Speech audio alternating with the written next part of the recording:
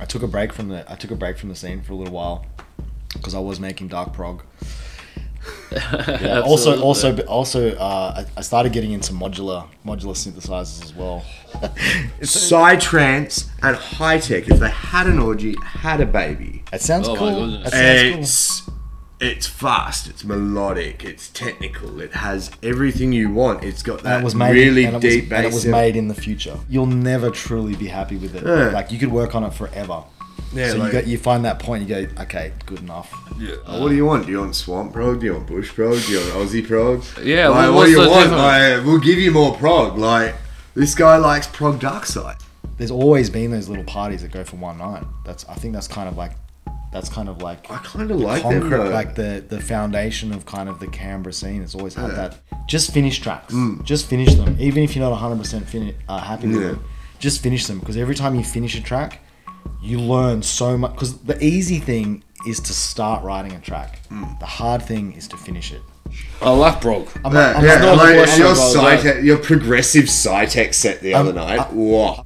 I mean, dude, they love that. Oh, yeah, kind of- they love their dark love side. that kind of music. I over love there. progressive dark So side. I was It's like- like I was something like, else. yeah, Final leg It of the depends on journey. how you want to. It depends on how you want to define progressive music. Because like, really, all music could be defined as prog at some level, Yeah. right? Because I remember the first time I heard the term prog, and I heard it not so much in electronic music, but I heard it from like in like the heavy metal Yeah. kind of scene, right?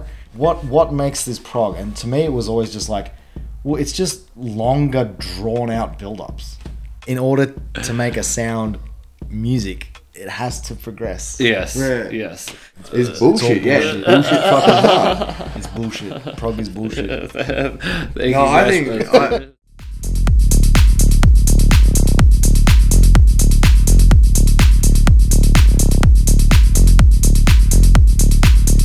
Prog is bullshit.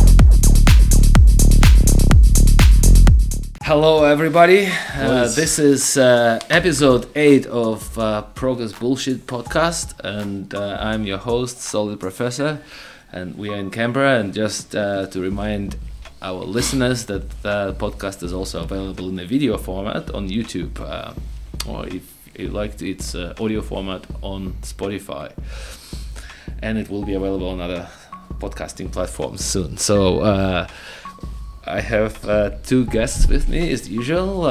Guys, can you please introduce yourselves for the viewers and listeners who may not know you? I'm Fractal Nectar.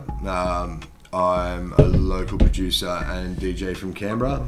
Been producing music for 2 or 3 years, never really got happy with it. So I decided to start concentrating on the DJ side of things that I'd never really given a fair crack. And yeah, just really helped my understanding of just mixing in general and the process of putting together tracks. So very much looking forward to the future. Thanks. I'm Dave Jacob, aka Technocalypse. I'm a Canberra local producer. Yeah, that's me. Thanks for coming, guys. Very excited to talk to you. Thanks for having us, man. This is cool. Been around for a while. You know what's going on. Really interested to talking about like production, about music generally, about the scene, and of course about prog. Yeah. Filthier the better. Again, thanks for coming. Beautiful day today in Canberra. What have you been? I'm gonna pour some shots for you. This is absinthe by the way, for Poncho Fox, who thankfully provided this for our podcast. That's made in Canberra, yeah. That's made in Canberra. Yeah, That made in Melbourne, in Belconnen. So thank you, Poncho Fox. Maybe let's open this podcast with a taste of this, so that'll get us started. It's only 50%, so it's not like a full strength It's absinthe. only 50%. It's probably got real wormwood in it, like it's not I'm gonna just be, putting on. it's not gonna be no green fairy. That's a little bit more. We don't have I to. did have a sip of it before. It's pretty good. Thank you to Poncho Fox, guys. So please let's Thank have you. a Cheers, shot. boys. Thanks for coming. Yeah. Um, Thanks for having Look us. at the colour of it. smooth, huh? It is very smooth. Whoa. Better than green fairy shit. Ah, Still has that little yeah, It's got a taste, kick. of course. It's got a kick. Yeah. Yeah. But not that like you like, ooh, yeah, it's not spiritus like That's how you first want thing it. in the That's how you morning. want it, man. Yeah. So thank you guys. So well, can you guys tell me what you have been up to recently? What sort of projects music wise? What has been going on, Dave? Yeah, heaps actually. I took a break from the scene for a little while because I was making dark prog. Decided to give that. Does making dark prog mean you have to disappear from the scene?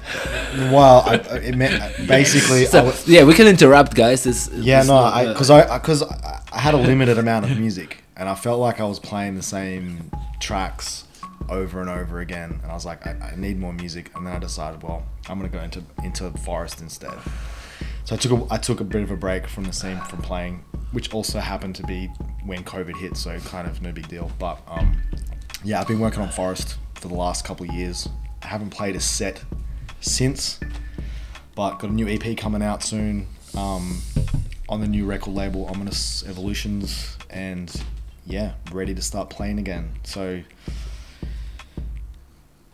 book me. Yeah, Shameless self-plug. Of course, yeah, Shameless book me too. self-plugging. Love it. Available Love for it. playing. Yeah, book us promoters. We're all Hey, we're all available like all the time. Like, just, generally, you just pay us some travel. We'd probably just Yeah. show up, Yeah. show you a good time. Prog is Yeah. Also, I started getting into modular synthesizers as well. So I've gone down that rabbit hole, and I've spent. Too much money. Don't ask me how much money it's cost, but it's cost a lot. But yeah, it's awesome, man. I've really found like, because normally like producing on like the computer, and it's like keyboard and mouse, and it's sometimes that's really uninspiring. The first time I started playing with like a modular synth, where it's like tactile, it's hands on, you can touch it, you can feel it. I was just like, man, I'm so hooked. And it also kind of taught me more about synthesis, like. And signal path, obviously. as Yeah, well. because it's all like analog control voltage, Yeah. right? So it really kind of teaches you, if I plug that into there, that does that, and If you I guess don't you plug kinda- it, it does nothing. I Like, guess it you just kind goes- of the cool thing is you can plug anything into anywhere and it Yeah. won't break. It's like, fuck, what happens if I plug Oh, clock I wouldn't into say- an audio input? It's I like, wouldn't say it what if won't break. Like, Well, I mean, if you plug an input into an no, input maybe, but yeah. I just more mean like the more affected something becomes, especially modular, the weaker the signal path ends up, unless you're actively boosting. But we're talking in big modules, like Yeah. 40, 50 modules and Well, stuff. well, and you modular start is to also get like being analog gear. It's like 20 dB higher. So you got mic line level, and then modular is 20, like yeah. plus 20. It is super loud. It is really loud. Like So you have to compress it, or what do you do? no, well you've just like if you plug it into like an audio interface, or whatever, yeah. it's just really loud. So Yeah. it's like you just have to be mindful. So like Yeah. some mixing desks, when you plug it in, it's like you can't gain it down Yeah. enough, and it's clipping. Yeah, like So you- that yeah. -4 or -10 Yeah. button, like Yeah, it doesn't- comes in, yeah, it and does that nothing. Yeah. And when that does nothing, you're just like, did I do it wrong? Yeah. But in my Eurorack case, I've got like a performance mixer, and it's got these really short like faders, so you can go from like top to bottom really quick. So it's kind of like DJing a little bit, and that it takes into account the output to go out to like normal line level. So it's just pretty cool. You can bring instruments in, audio, Yeah, man. whatever you want, and it kind of manages it all and then spits it out at like a normal. Yeah, it's cool, man. I love it. I've been having a lot of fun. So with how Fran. many? Well, you said modular. How many pieces of gear are you talking about? Oh shit. There's probably. Oh, it's hard to say. There's Oh my there's probably goodness. I've probably got like at least 30 modules in it Oh, at the nice. moment, and it's not full. My rack's still.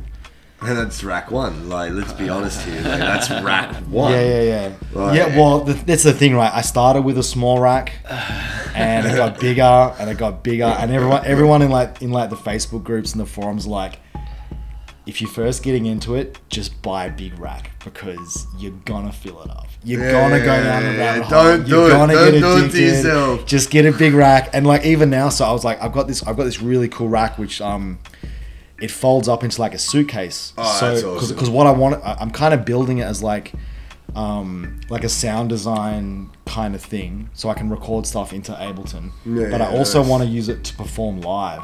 So I've kind of got certain modules that are like performance based, and I want to use So, it like, as step my sequencing and stuff like that. yeah. Because like nice. I know we were talking before about how I used to play drums, right? And I kind of miss performing and having this thing which is its own instrument now. I'm like that's kind of a side project that I'm working on, but I need a few more modules to complete the setup before I can do that. But yeah, You said it's been tricky. side project. Is it going to be under the same artist name or? I'm not sure yet. I'm really not sure yet. And I've been talking to some friends of mine, some other artists, who are also like they're heavy metal dudes, but they also like electronic music, and we've been tinkering with the idea of like doing electric guitars. It's like a heavy metal meets electronic. We don't even know yet. But That's like, a that's prog. Yeah, That's Yeah, Well, isn't yeah. that what psytrance is? Just like classic that's metal prog, in that's prog, electronica? mate. Like, No, mate, that's prog. yeah. it's just prog. Everything's prog to you, Misha. Even the non-prog. Oh, but this is the thing. Everything is prog.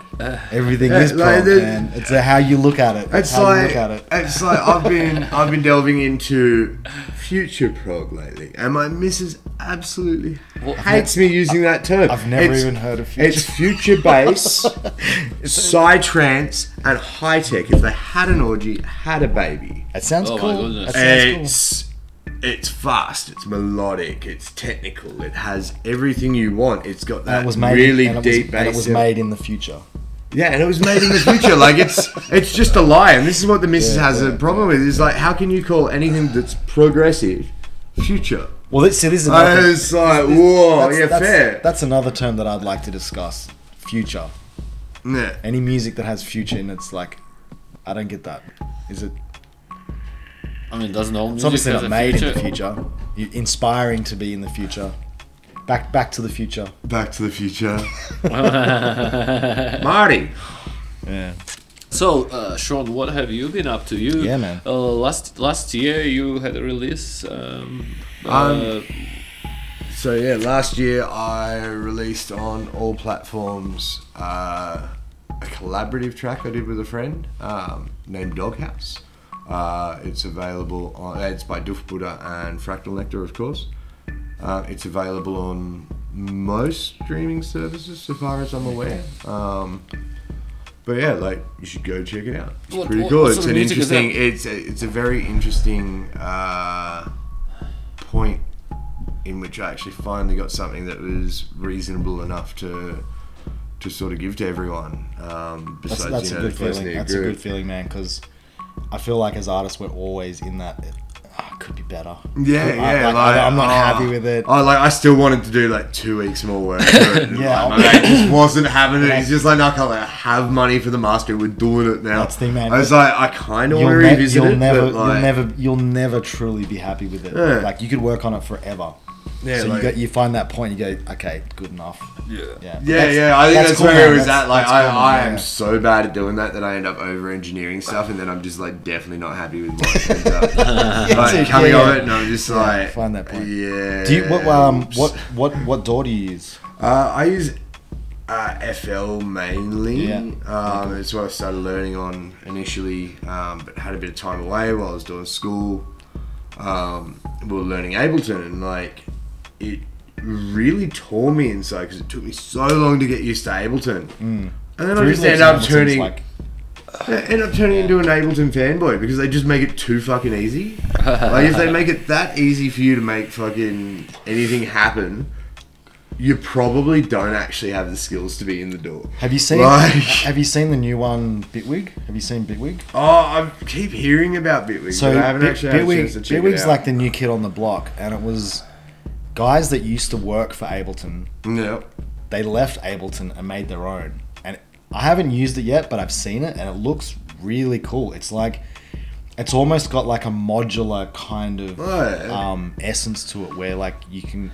That's kind of what I liked about Ableton, like all dude, the fucking, dude, it's like- all your it's EQ and everything, all your effects is just down in this block down the bottom, not in a separate page that you need to use a hotkey or press a tiny little button up there to access. And like, But you in Bitwig you can like, I mean, I could be wrong because I haven't used it, but Yeah. it looks like you can connect anything to anywhere. so you can actually look at the signal path more and stuff so like than that. you can in Ableton. So it's- you can actually do that with plugins. There's, I can't remember the name of the plugin for the life of me right now, but you can do it in FL as well, and you can actually full map out your signal path through different, different VSTs, through different plugins, effects, etc., and get that real modular effect. But you really need a good computer. check to it do out anyway. that. Like I was half tempted to switch over to it, but Yeah, like I had a free. I've been on Ableton for such a long time that it's like Yeah, like I got a free I license. like it. with I'm something. familiar with it. Yeah, I got a free license or something. I probably should have checked it out, but I was like in the middle of like. Yeah, I think I got a free my license search for it with for- like a Arturio synth or something. Yeah, I think I got it with my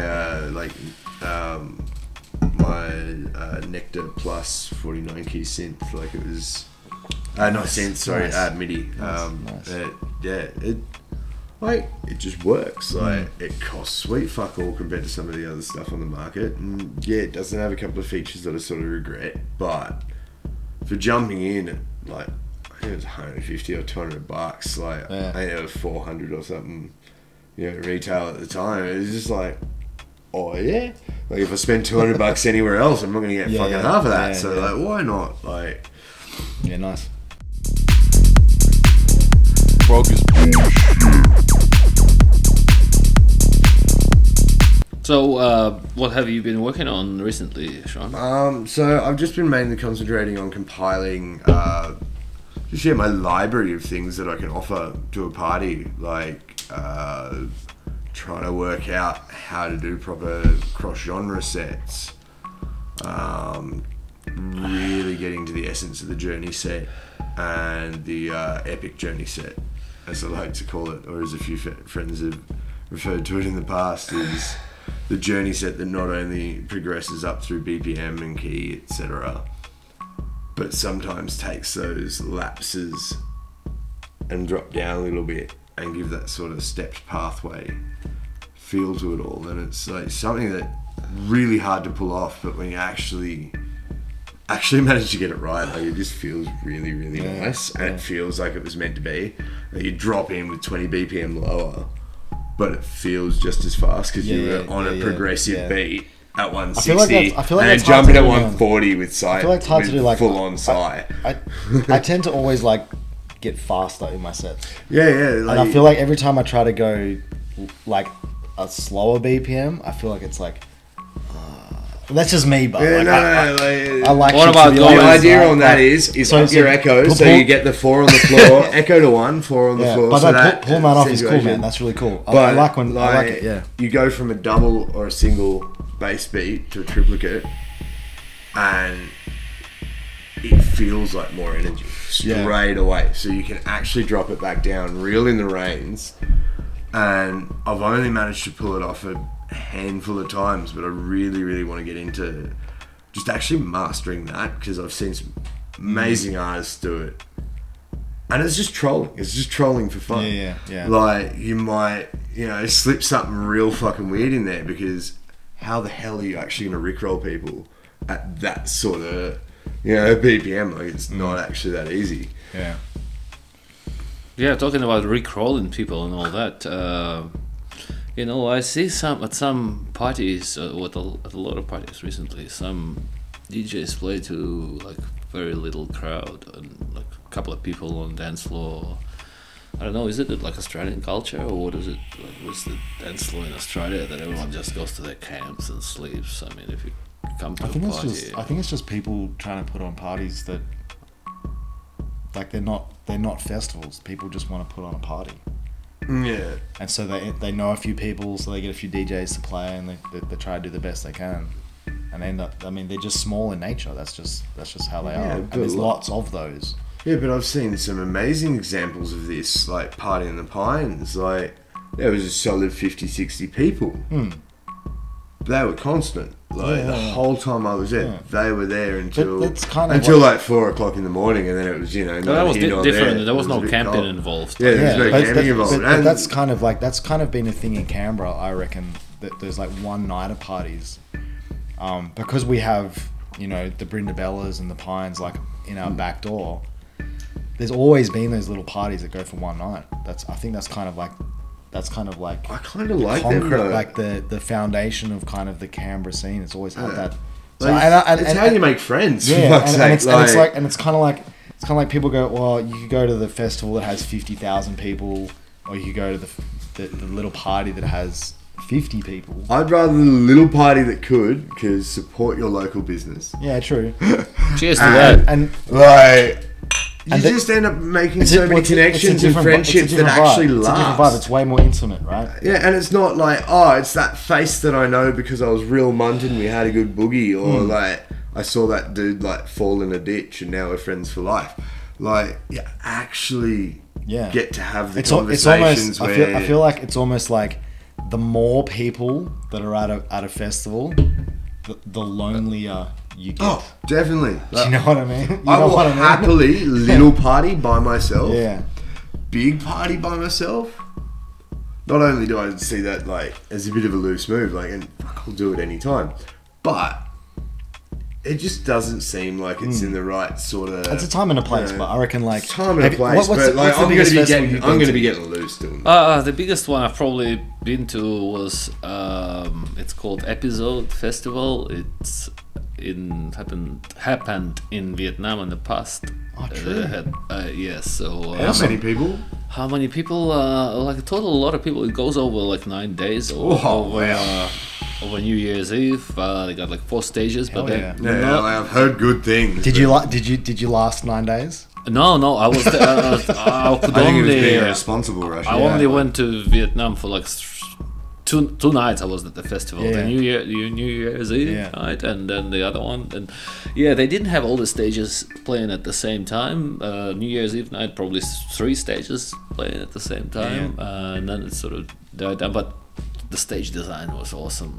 Yeah, nice. That was I don't know how many people. Like a lot of people over a 9-day period. Yeah. Not like And it not- offer a lot at that point, sort of thing. Like you In play Australia, I different haven't- stages at different times of the day. It takes a lot of the stress off the crew that are actually running certain aspects of it. But that's a big effort, though. Like, yeah. The I big went, one. I went to Eclipse Festival a couple of years ago, the one that was in America, yeah. Where in America? in Oregon. I think there was 50,000. Damn. That was 7 days. I didn't last. I did 6. It was an effort. But yeah, man, the design, the decor, this like the effort that went into that was just out of control, man. It was mind blowing, but also it was like, yeah, it didn't have those bigger parties didn't have that like that vibe that you get from a smaller party. So it's kind of like I think you've really got to prepare and be ready for those bigger festival vibes compared to the smaller ones. And there's a time and a place, man. Yeah, Sure, time and yeah. a place, and depends on what you're in the mood for too. Like I'm actually super jealous about anyone that gets to ever go to Eclipse ever, because It was pretty cool, man. Like Just- there were some wild people there. Oh, I like when fucking the bet, man. eclipse was actually happening, like it was like I don't know. It was like a full moon. Like people just, it was weird. That's all I can say, man. Like people love to get weird around that time of year and just blame it on that sort of thing too. Like it's real interesting people's mindsets around that sort of event. Anyways, though, like the thing that really actually ticks me about people's stories about this is I actually missed out on crewing for.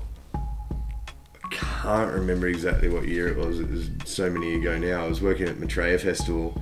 I actually got invited by the Tasalian crew to come down and work the Indonesian one. It's got to be around when I met you somewhere, like a bit before that. I think actually, so maybe like 2014, 2015.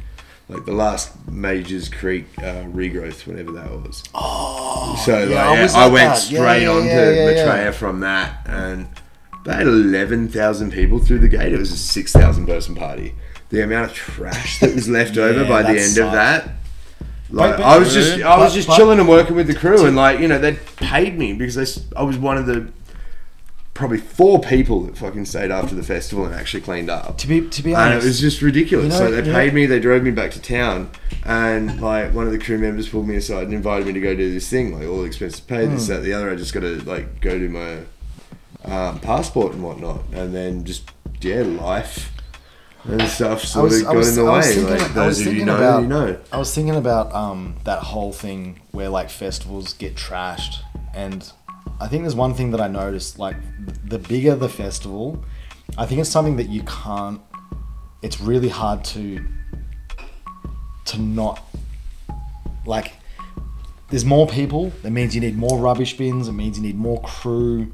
I think it's one of those things where it's kind of like, the bigger the festival, you kind of gonna end up getting some level of trashed, right? Well, it's just cheaper to clean up afterwards. Just like leave it all, and then the cleanup crew comes in later and cleans it all up, right? Like it's actually probably cheaper, and it looks shit. Like people go, "Oh my god, look at this campsite! It's absolutely filthy." But it's like, well, where are the bins? Like, but you also got to think it was a 6,500. I'm talking max about 50,000. Like this was a 6,000 person festival, man. Like those other 5,000 were fence jumpers. Yeah. So there was no budget for 5,000 people carrying couches, not only dumping them over the fence and then leaving them. There was 480 fucking couches. Not only fence jumpers. Like when we went to the Eclipse Festival, we had to buy our tickets with Bitcoins, right? So it was a whole deal. Oh, it was. And then when we got there, when we lined up it took us a whole day lining up. From like 9 a.m, we didn't get in till like 8 p.m, right? When we got to the gate, the guy's like, yeah, go in. He's like, do you want to see our tickets? He goes, I don't give a shit. Go in. So I was like, man, how many people do you think were there just like, who just walked in the front door? And the guy's like, dude, just go. Like, just go. Like, this is keeping me from my party. Nobody gives a shit, man. Like, the more people, the better. It's like, what? That's ridiculous. Yeah. Awesome. Awesome, but yeah. Progress bullshit. Guys, you, Tronto, have you that track that you released, the collab? Was it on a label or you just? No, it was just a self-release. I was using the Avid Play distribution. It was like $25 a year. It was absolutely steal.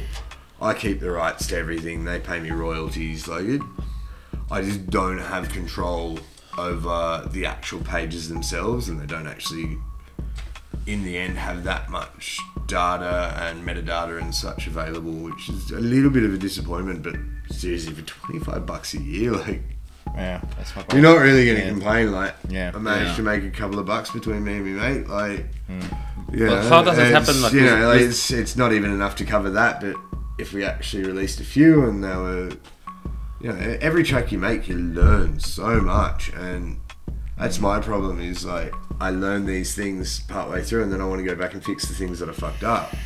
So it just really adds so much more time, and you almost screw it, just get it released and make another one. Yeah. How many tracks have you written? Because you finished and been happy with, like properly finished. Yeah. Like, I've only got one professionally mastered. I've mastered a few myself. I've gotten friends to master. Probably 5 or 6. Because the more, just like on my own back, and then the more you write, the more you finish, the better you get, and it's like. Oh, and then there's the 200 whips. What I reckon. My tip is like, just finish tracks. Just finish them, even if you're not 100% happy with them.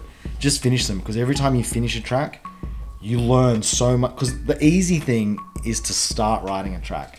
The hard thing is to finish it.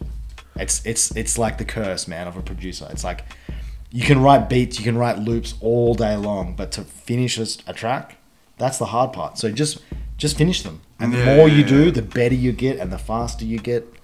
Yeah, I just got to spend a lot more time compiling, I guess, presets for the synths that I do use. That makes that are built by myself. Speed up workflow. So like, I've got a few preset packs from like Dash and.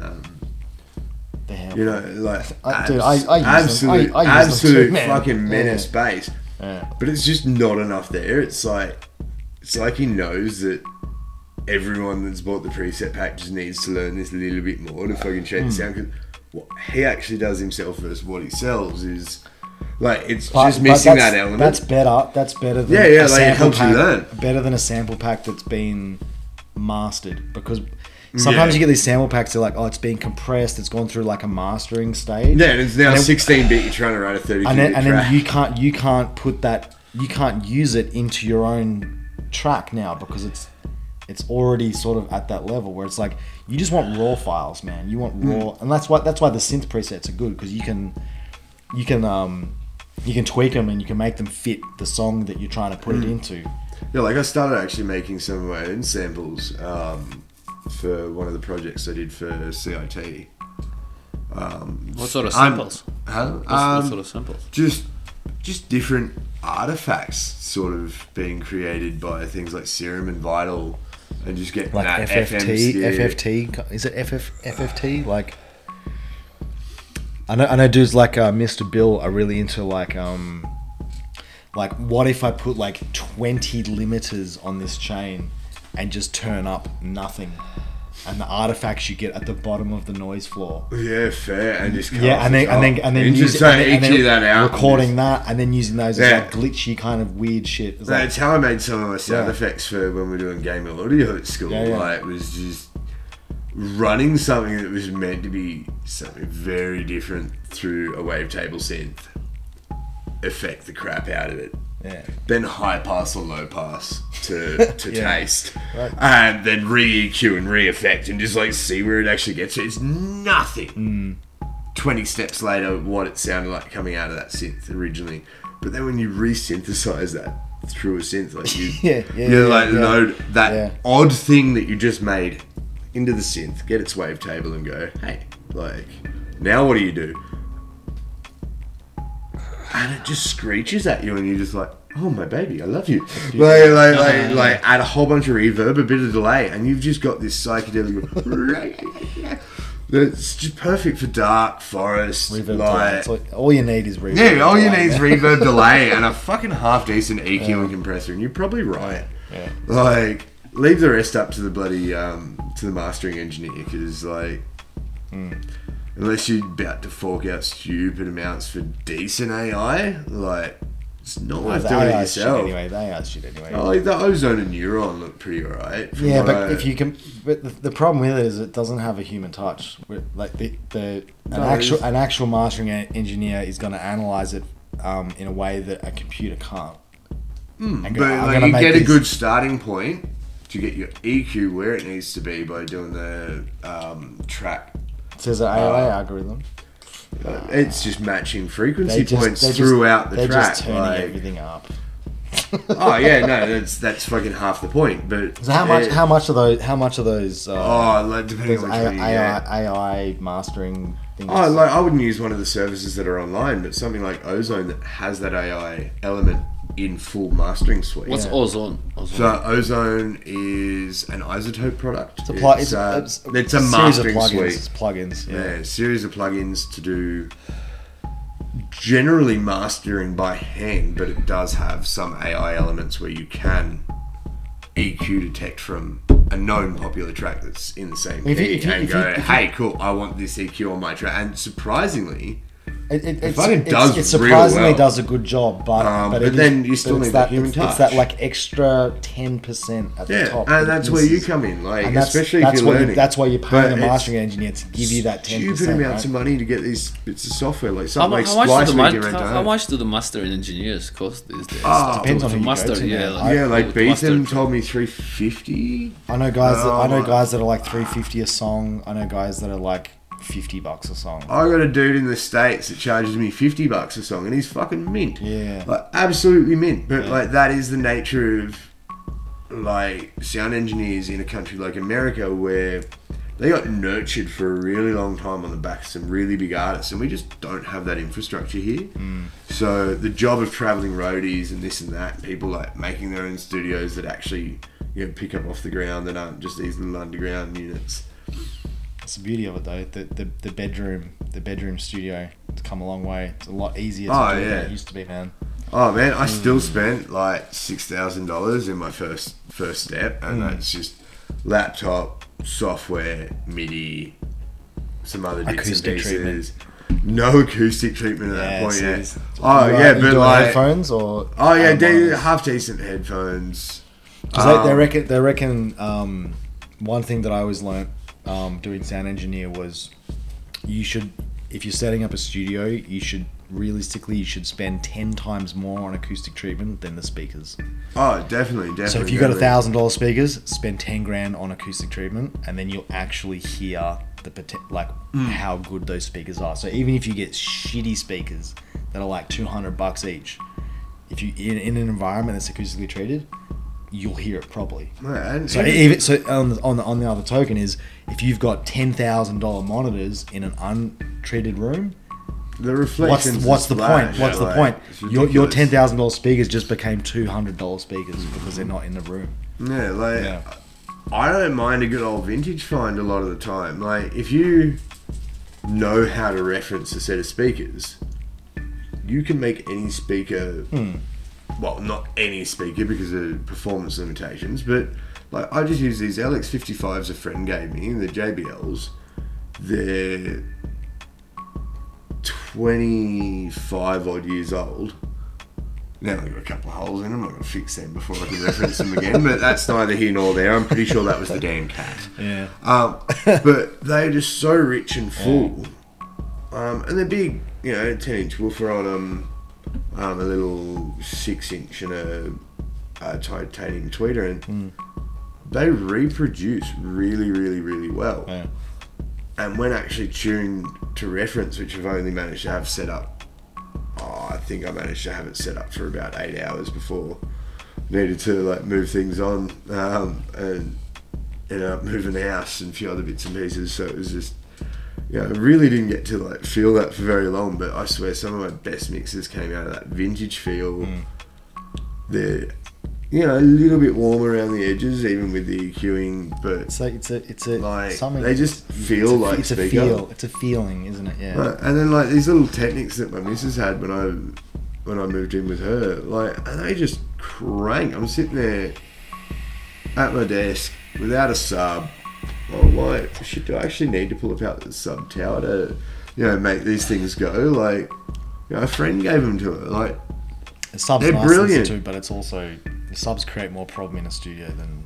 Yeah. Oh, this is just an open floor environment at this point. This is just literally desk, monitor, Technics up on a board, so they're raised up to not head height, but getting a bit closer to with my decks and whatnot. I just end up sitting my laptop up on top of one of the speakers at the moment. I'm getting there, like. Bogus bullshit.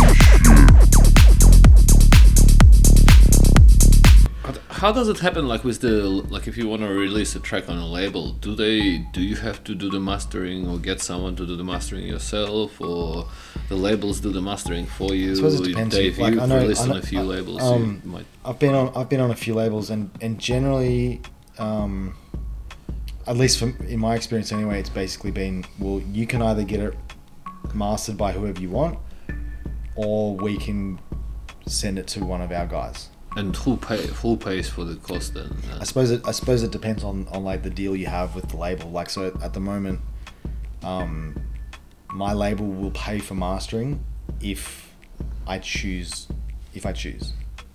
So if you mastering. if you don't choose, so if you choose, that's excellent. So I'm like, they're like, well, but what's the difference if you choose or not choose? Does it have implications? It makes no difference. For It's no difference. Like copyrights or no. Because it's the deal that you have with your label. So I mean, I think the music industry can get pretty complicated with record label deals and contracts and all that kind of stuff. And what I found in at least in the psytrance scene, I mean, I'm no huge artist. I'm no Madonna, Britney Spears, or anything like that. So it's basically just a conversation I have with that label owner. Like, how do we want to do this? Like, cool. Well, if you want, I can give you money for this. And then you have to pay it back through record sales, Right. or I don't give you the money at all, and then it's you don't owe me anything. I mean, mastering something you got to get done anyway, and I like the Ominous Evolutions. Those guys are like, well, you can get whoever you want to master it, or I'll get it done for you. It's like whatever you want. So if you get it mastered at your own cost somewhere else and provide it to the label as a mastered track, does it mean you get more sort of rights? Does it benefit you as an artist? No, not really. No, not at all. So It's just if you wanted that feel. Like, so if I want to use a certain mastering engineer, he goes, Right. cool. Well, I'll give you the money to right. pay him for Right. it, right? Mm. So I don't pay for the mastering. Right. The label pays for the mastering. And is it like that with all labels, or It depends. Yeah. I think it depends on how you want to proceed. Like, I think it's just a conversation you got to have, or I mean, if you it's a negotiation, or if it's in a contract. So, like, I think the higher you go, and the more money that's involved, you really want to get it then noted people down. want to take a cut here and there, and they're very strict. It's like, well, we're going to use this guy to do the mastering, but if the artist is like, well, actually, I like this guy better. I was like, well, cool. It gets paid. But sometimes, what if like your track you are releasing, let's say on the VA, this compilation, and then maybe perhaps the label would want to have it mastered by the same person. 100%. Yeah. So any body of work, whether it's an EP, you get the same mastering engineer to do all 3 songs. Yeah, if it's an album, all 12 songs. If it's a VA,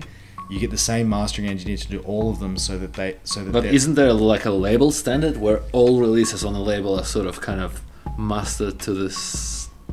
No, it's just people knowing what they're doing. Like, Yeah. So it's- if you're doing a VA, right? If you've been asked to do a VA, or if you're the one that's compiling a VA, then you get all the tracks and you give all of them to a mastering engineer and go, I want you to master all of them as a whole VA, so they're all on the same level, right? That's how you do it. Yeah. So you wouldn't do individual tracks to individual mastering engineers. No. Mm-hmm. Sort of as an album, EP, or whatever, single. Yeah. Have you guys been doing like a lot of remixes and that sort of stuff? Remixes? I did one for Chromagon a little while ago, just before I jumped off the Dark Prog thing, and I did a Spiral Life one as well, but because I think Xenon had like the competition, Right. Like, there's another comp going at the moment, I believe, as well as the Hypnotic one. And I did them, but I didn't get them done in time for the competition, so I was like, well, but I've got. It's all about churning them out at that point, isn't it? I know, man. I know, and I asked them. I was like, hey, man, can I release this on? And the Spiral Life one was a dead end, but Chromagon, Nick was like, yeah, man, go nuts. Like, and he loved the track, and it's being released somewhere. Nice. I can't remember. I think it's on Mod Goblin Records, but it's been a while. What a name! Like, what a name! Yeah, I'm not sure, but yeah, I've got the Chromagon one I've done. That should be coming out. And what do you think about like remixes? There are some remixes that like sound very close to the original, and there are some that like sound very different to the original. So what do you think the right balance is? I feel you got to give it taste. Give a nice little light taste before you slam it in people's faces. I reckon make it your own thing, make it something unique, but pay homage to the original. Yeah, There's got to be something that you go, oh, I know that song, but it's completely different. But there's got to be something that's true to the original. Yeah. But where's the balance? Like for some people, you might sort of see the original very clearly, but some it's difficult to like if it's remixed too much. Was it 50-50? What's I don't know. I think yeah. it comes down to what the artist thinks the crowd is gonna like more. I don't know. Like personally, I like to completely make discombobulated. Yeah. Like if there's like one lead synth or something that's like, I might keep that, so people recognize it. Yeah. But I'll completely mash it up. But then other times you go, oh, this is like a really good reproduction, where they try to be like 100% true to the remix, or as close to. I don't know. It's just.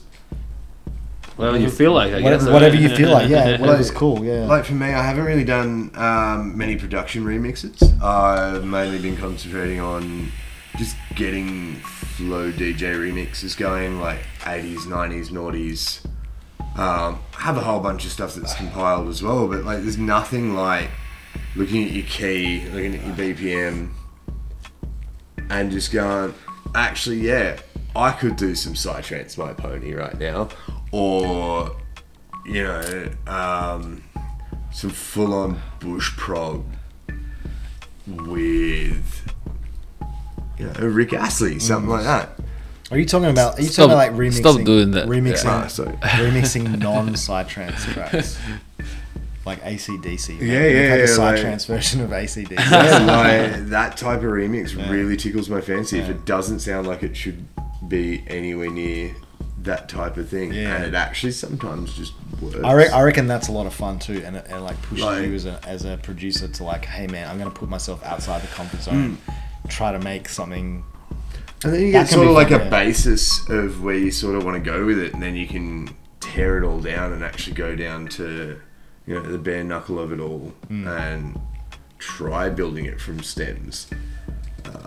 Try making the stems yourself, like, because a lot of the time stuff's not available easily. Like, even if you want to pay, like, I've found quite a number of tracks where I'm just like, hey, like, I would give you money for these stems. Like, can I have them, please?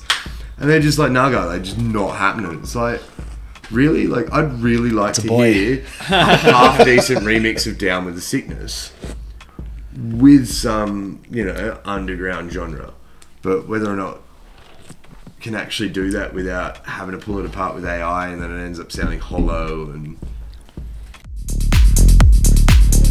Bogus bullshit. it just never sounds right. What do you guys think about, like, I have heard that some artists, once they reach a certain point of sort of relationship with several labels, that they're being asked to do like remixes, or the labels sort of approach them out. Can you do a remix for this? Can you do a remix for that? So they're like caught up in the situation where that's like hard to refuse to do a remix. At the same time, you're spending time doing remixes and not working on your original track. In my experience, it's usually pretty chill. It's like, hey, do you want to do this? Yeah, cool, awesome. Do you want? Oh, no, I don't. Cool, no problem. Like, it's. Do you feel obliged as an artist to do, or does it depend on the artist whose remix you're doing, or where does your decision come from?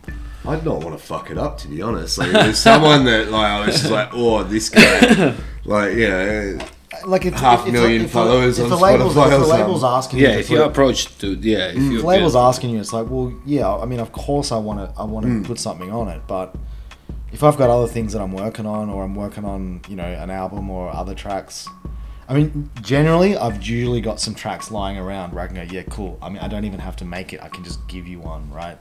That's kind of where I'm at the moment. But if it's like, I need you to make something specific. It's like, a remix of someone else's track. Yeah. But like, if you've got the stems, like, if you've got the stems, like, a lot of that work's taken away. You just need to figure out how you actually want to creatively chop it. It's still a lot of work, though. It's still a lot of work. So you want to make a lot of work. Yeah. And a lot of planning, because you've already got something there. So it's like, how do I actually dissect that in a way that I can? I mean, if you've got, if you mesh, And I don't know, like, I don't know if you guys agree, but I feel like sometimes when I hear like VA albums, that like there's a certain artist that might put a track on a VA, and I'm like, that's not their best work.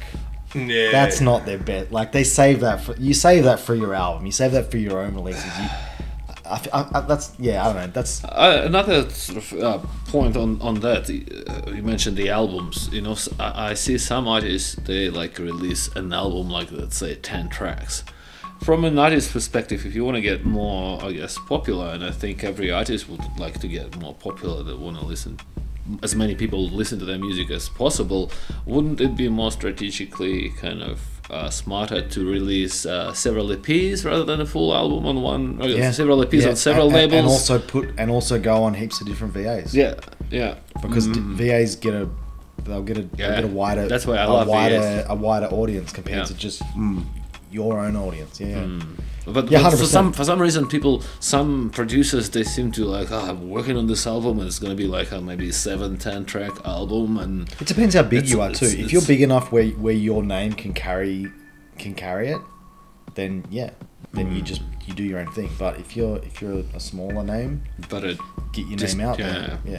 Even single track releases for sale, like that come with bonuses, like access to early other material and stuff. I've noticed is a really good way to do it. Is just setting up small subscription services where you sell a track and they, in turn get early release material. Two versions of your next below that, and like people seem pretty chuffed with that sort of arrangement. They're just like, they don't even expect it, but when you actually come through, 6 months later, you finally got something that you're actually happy to give a paying customer, and you're just like, hey, it's not my best, but like I'm kind of happy with it. Let me know what you think, and then you get that feedback from someone who's actually willing to fucking pay your bills. They're actually willing to throw some coin at it. Putting tracks on VAs has definitely reached an audience that I probably would never have reached before. Like, I think some of the first VAs I ever released, I noticed that like the South American market was just like, I was getting heaps of views from like Brazil, South America. I was like, oh man. I mean, they love that. They love their dark side. That kind of music. I love progressive dark side. It's like something else. What is progressive dark side? What's the difference between dark side, progressive? About 20 BPM. that's you're full of shit, man. No, it's not. It's like a little more minimal in its approach. In general, it's minimal in its approach for a lot of the part.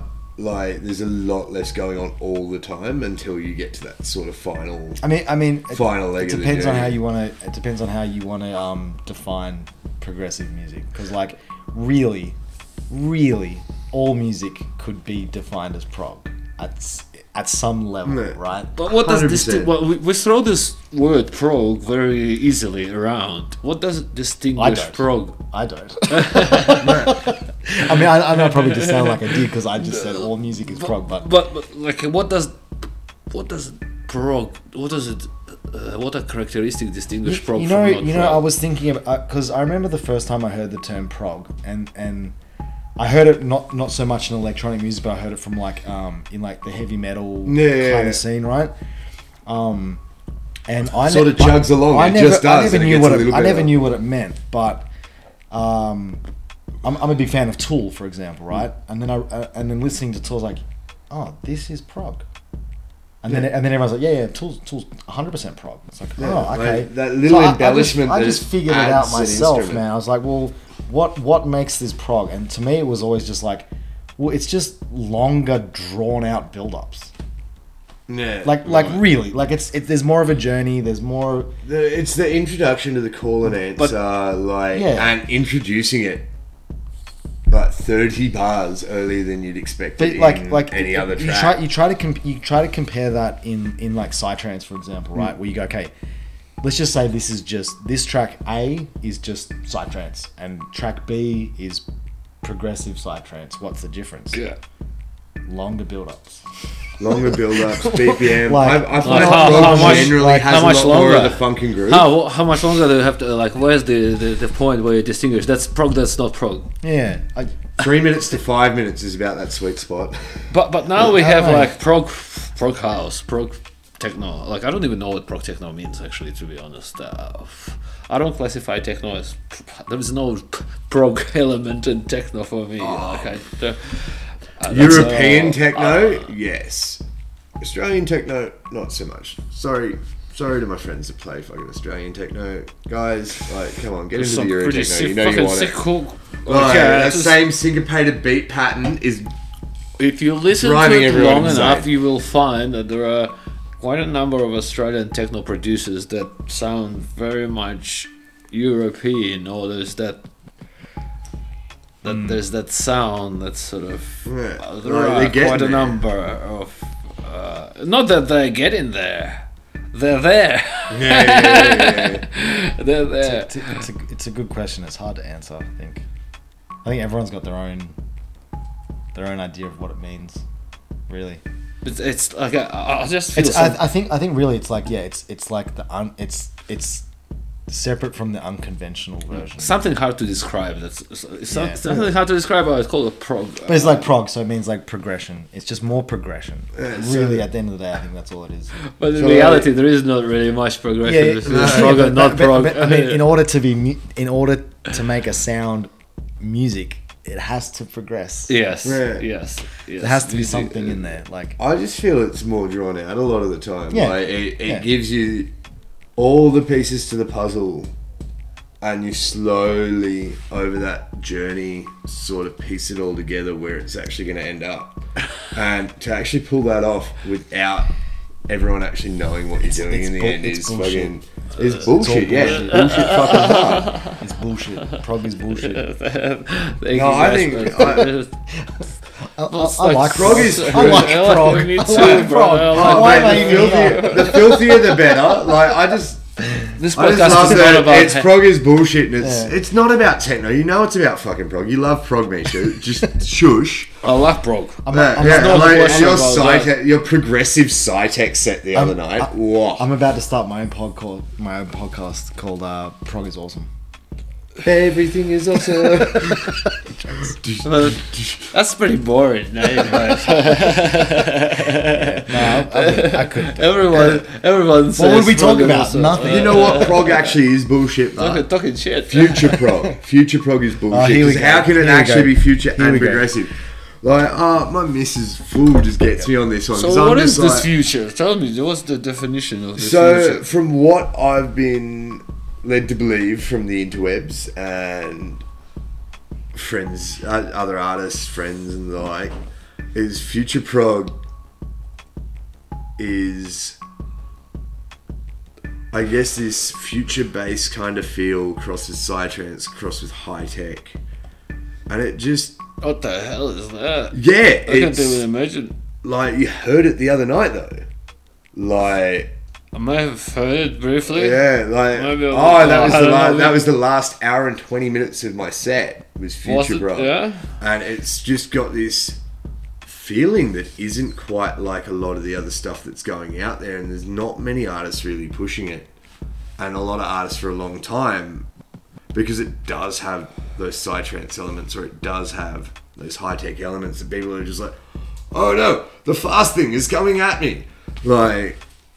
You add sort of elements from future bass, sort of that FM synthesized bass that just sort of ripples through you and rips itself apart as it comes through, and add a little bit of club atmosphere to that, and it just makes it a lot more palatable. These genres that are often seen as experimental, We go palatable this by a way. wider Yeah, audience. go this way. That one is a very sensitive camera, but Try not to.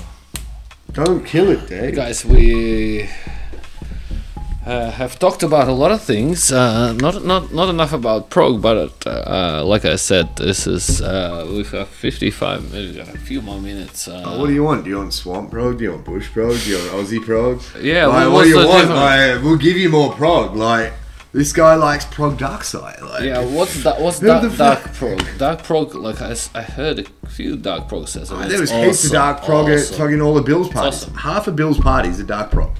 Like, you see the dark side and you're like, oh yeah, sick, like 160, 180.